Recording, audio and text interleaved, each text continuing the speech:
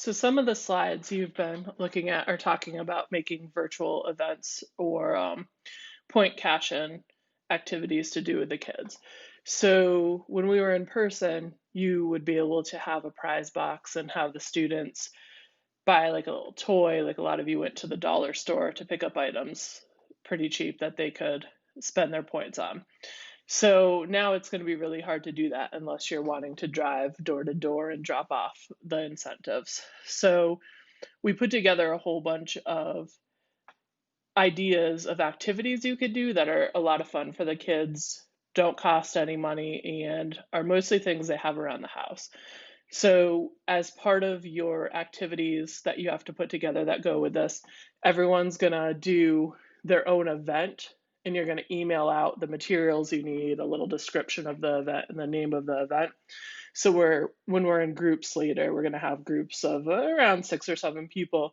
You're gonna run us through your little activity. So we're gonna keep it pretty short. It can be a minute long, it could be 3 minutes long. We're going to try to cut it off there just because of the time we have, but I figured I'd model for you what that's going to look like. So you'd be over Zoom with your students, and you'd want to make sure that they brought all the materials they need. So for my activity, you need a spoon. It doesn't matter that much what size. Obviously, a teeny tiny one might not work so well for them.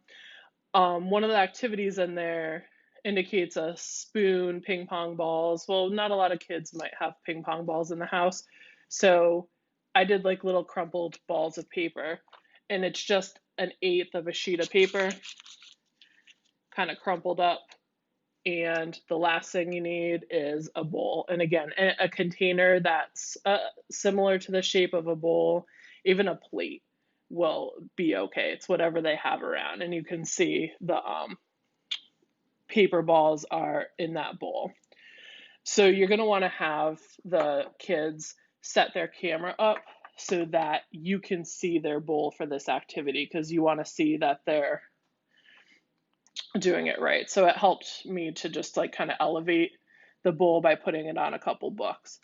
So for this activity, you're going to set a 1 minute timer, because this is a minute to win it activity. You don't really have to. You can see who can do it first.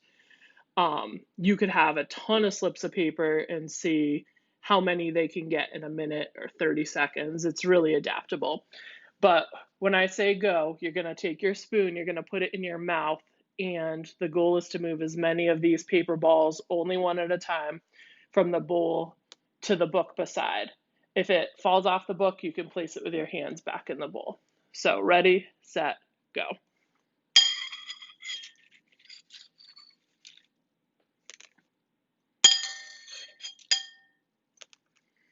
And I'm not going to make you sit through a whole minute of me doing that, because that would be a little boring.